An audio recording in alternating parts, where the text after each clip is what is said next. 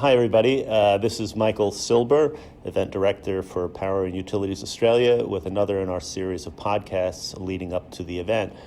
Today we're speaking with Beth LaRose, who's General Manager Energy Consulting for GE Power. She'll be speaking at the event, delivering a keynote address on August 15th on the changing global energy ecosystems.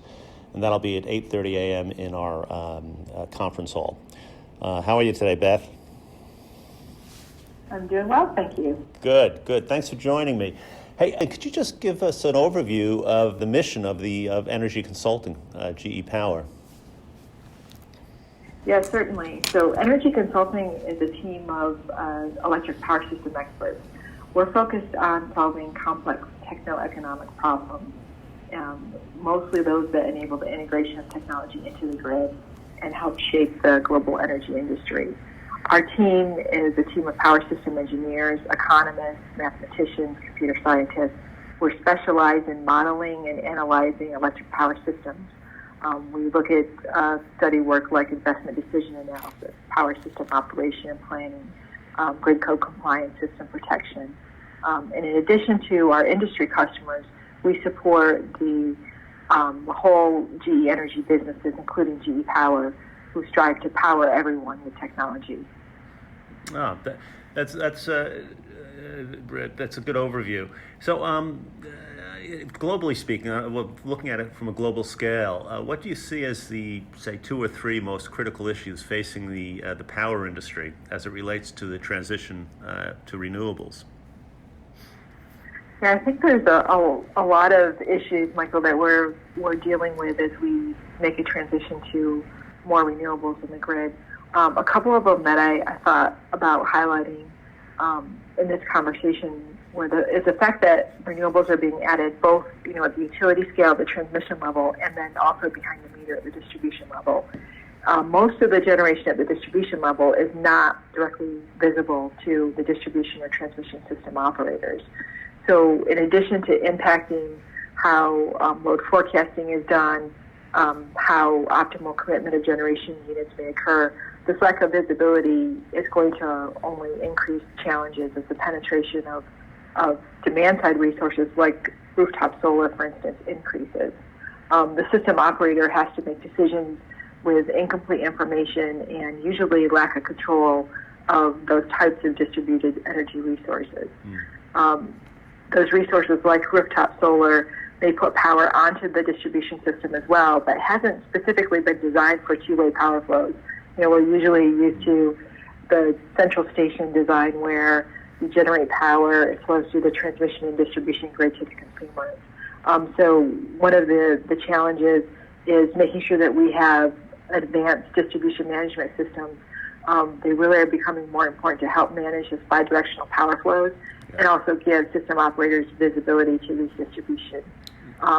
distributed energy resources like the rooftop solar. Right. Another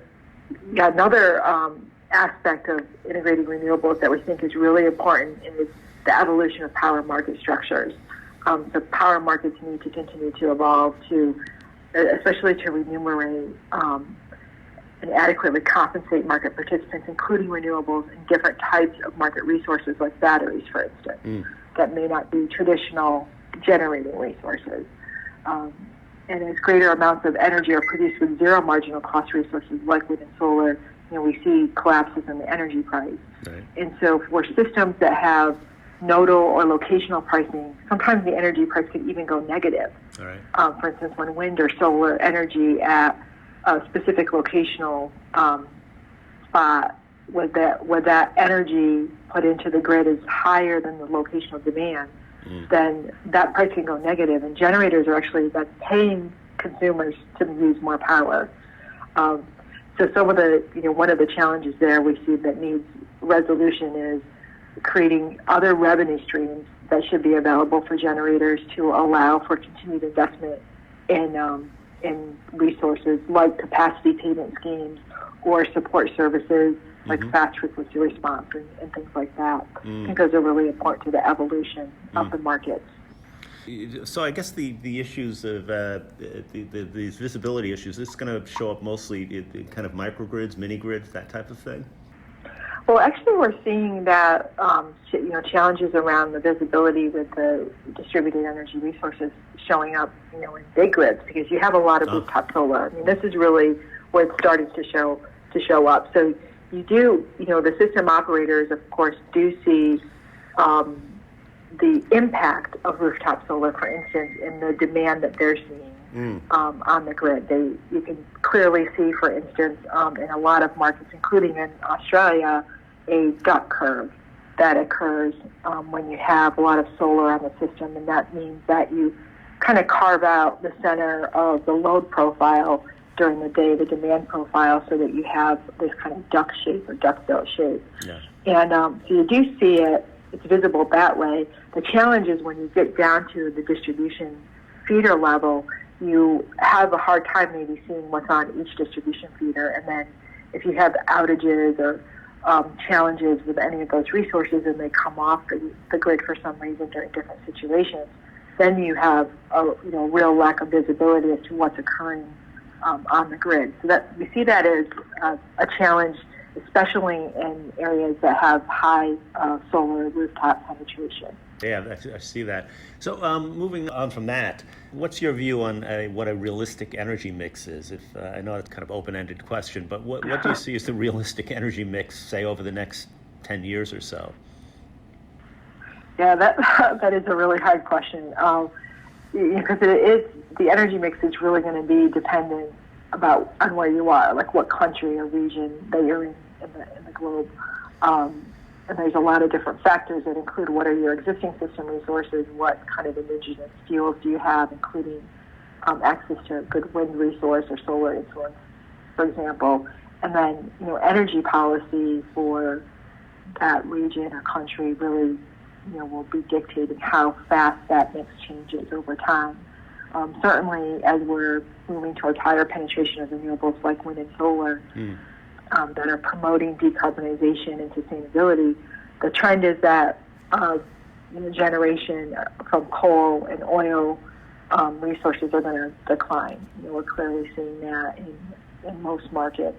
And that generation from the wind and solar, of course, is growing, and then gas and hydro and nuclear resources may be staying flat or changing some over the next decade, really depending upon where you are and I think what the policy is in terms of how the existing resource mix and how the policy is influencing how fast resources are changing in the system, in the grid.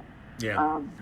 And as it also is a cost, partly also a cost question in terms of what's being bid into resource auctions, for instance, or offered as PPAs. As solar and wind prices continue downwards, then they're very competitive, especially if they're paired up maybe with a battery system or even with flexible gas systems to help reduce carbon, help promote sustainability. And it is a tough question. So I'm not going to give you percentages today. No. Well, I'll try to work on that for the August sessions. Hey, Beth, that's a great teaser. That's a really good answer. Speaking of the mix, I've heard a lot of talk about gas as a quote unquote transition fuel. I sometimes don't even know what that means. What's your thinking of that, of gas as a transition fuel towards renewables? Any thoughts on that? Yeah, certainly. I mean, gas generation is certainly playing a big role in helping to lower emissions, especially in markets that maybe were more traditionally coal. I think that there's going to be a portion of gas generation that continues to be a longer-term complement, though, to renewables, and that is really to provide capacity and flexible operation capabilities, such as fast start, frequency response, and ramping, that will complement the renewable operation. Also, when you look at dense population areas of big cities, where they have less land available, usually wind resources aren't right next to a city. You can't potentially put a lot of large solar. So they're going to still benefit. Big cities will benefit from centralized generation, like gas-fired generation, which has a cleaner burning fuel than coal. Also, I've been reading a lot and learning, hearing a lot about hydrogen fueled turbines. And so we're seeing a number of cases now starting to show, especially where they're coupled with an industrial application, where you can burn a hydrogen, derived fuel from a gas product in a turbine to keep really very low emission energy from those turbines and those generators. So while it's definitely a fuel that renewables are aiming to replace in terms of thermal-based fuels, it still, I think, will play a really big role and have a noticeable part of the generation, for the next several decades at least. Most of what we've talked about is a kind of a preview of what our audience can expect from you in August, but is there anything else you'd like to add as maybe a bit of a teaser in terms of what they can expect to hear from you? Yeah, I like thinking about energy system integration as a whole, and I think there's a lot of opportunities for the electric power to be also looking at how do we integrate across transportation, heating and cooling systems, and integrating large amounts of renewables and moving towards renewables. That deep decarbonization really enables electrification.